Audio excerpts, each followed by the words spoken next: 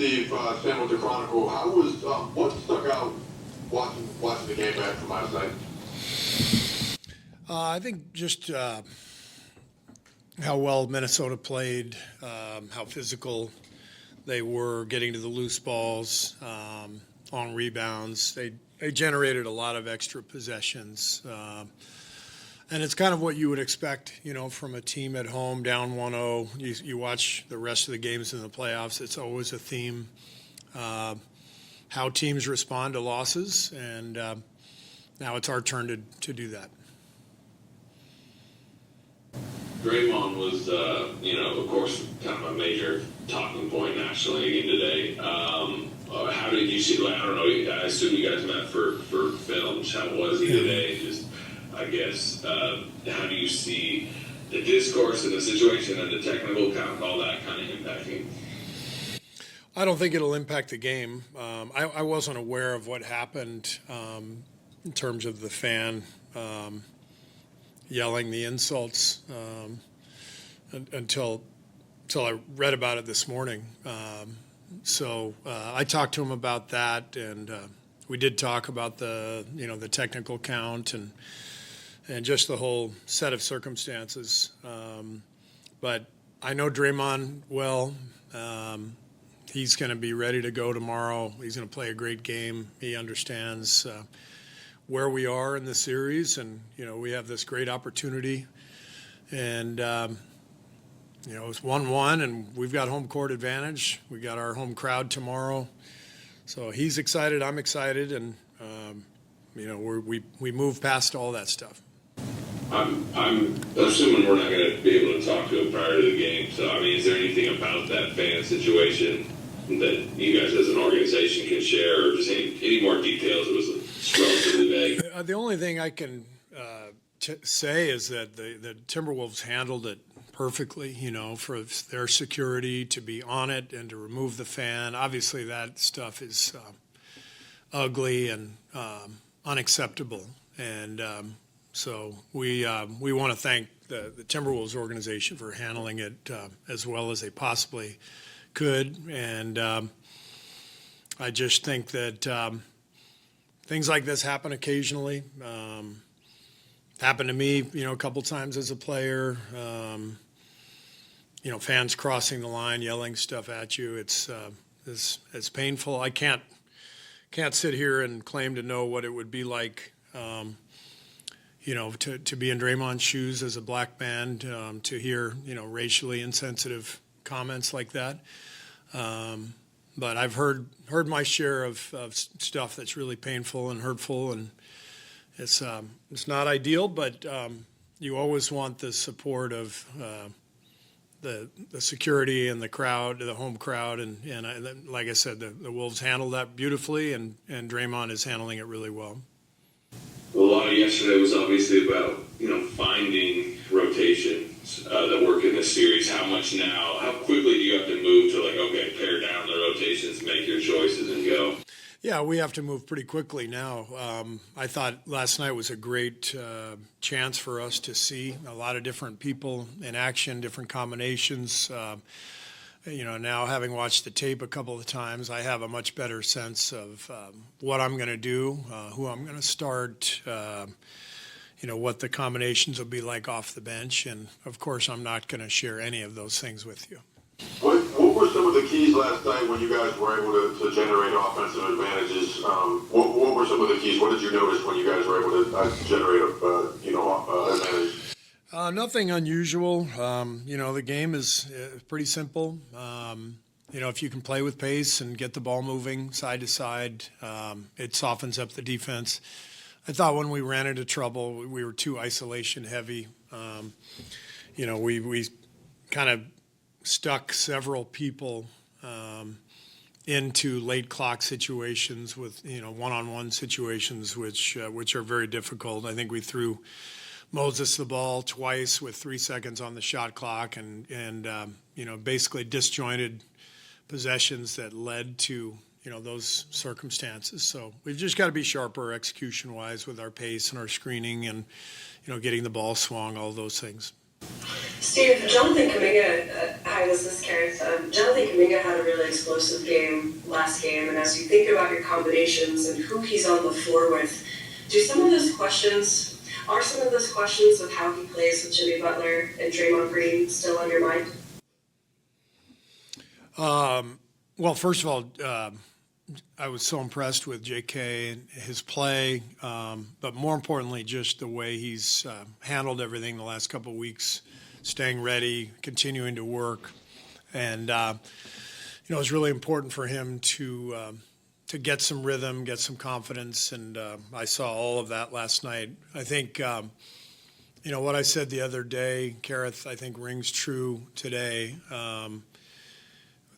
Everything has to be thrown out the window now without Steph. And so everything we've been doing the last, month or two has been based on finding a formula that worked and sticking with that formula.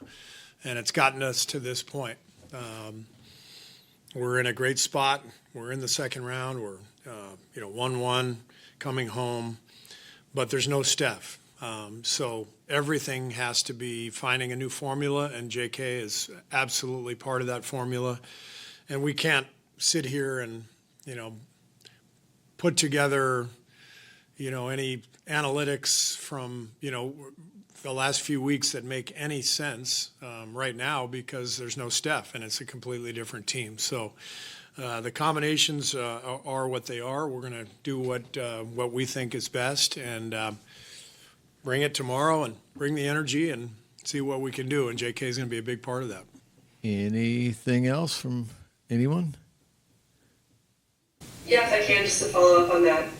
So what do you think about the chess match or sort of the discussion among your coaching staff trying to, I wouldn't say solve a problem, but maybe being a little bit more blind because you don't have those analytics and doing some of this based on feel and film?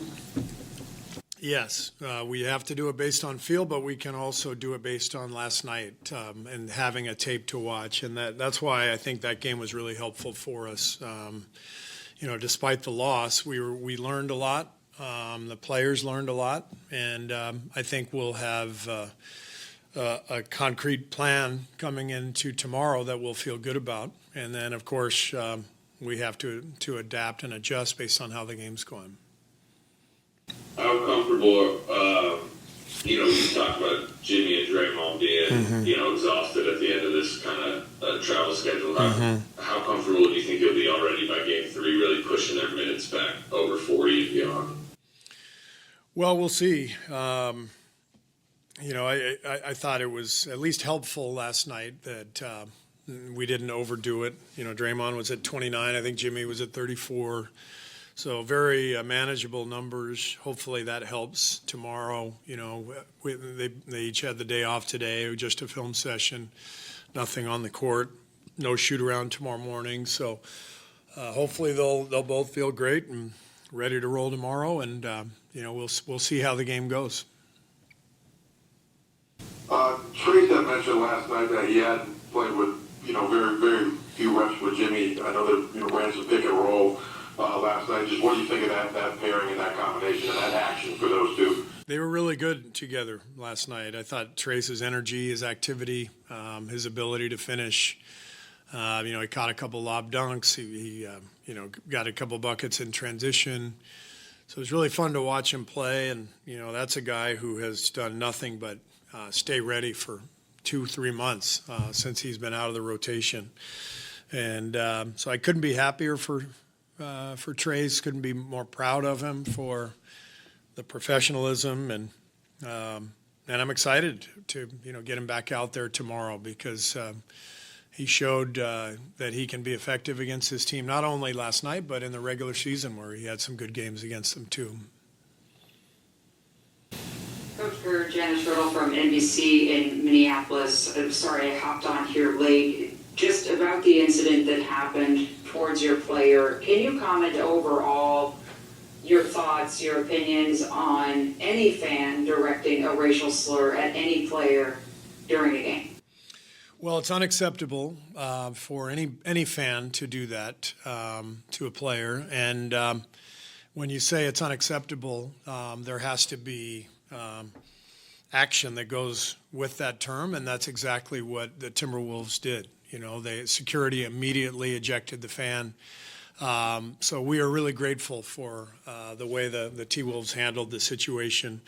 I know that Minnesota nice is a phrase to describe Minnesotans, and I found that to be 100% true. You know, the last few days, every single person I ran into was so kind, and you know, everybody was saying the same thing. Like, I'm pulling for the T-Wolves, but you know, you guys are always welcome in our city, and it's a real thing. The hospitality in Minneapolis and Minnesota, and so I never take words from one person and label a city with that.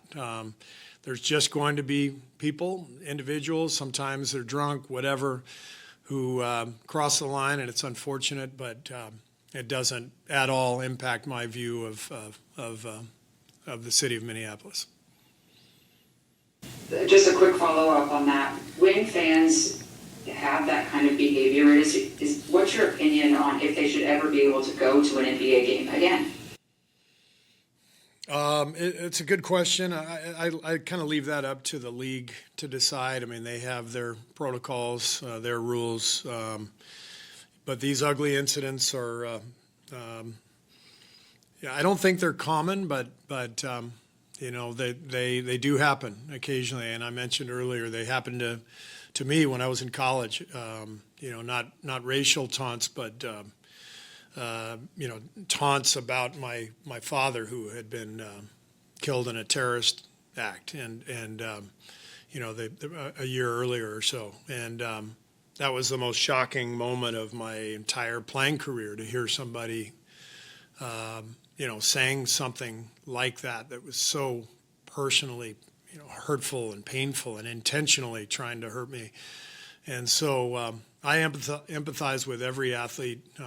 Whether it's Draymond last night getting taunted about, you know, racial taunts, whether it's, you know, really anything. There's, you know, it seems like a few times a year you read about, you know, situations like this. I think Russell Westbrook in Utah a few years ago had to go through something like that. And it's unfortunate. It's, but like I said, I believe most of these incidents are pretty isolated, and it's really important that people handle them the right way, and the Timberwolves absolutely handled it the right way.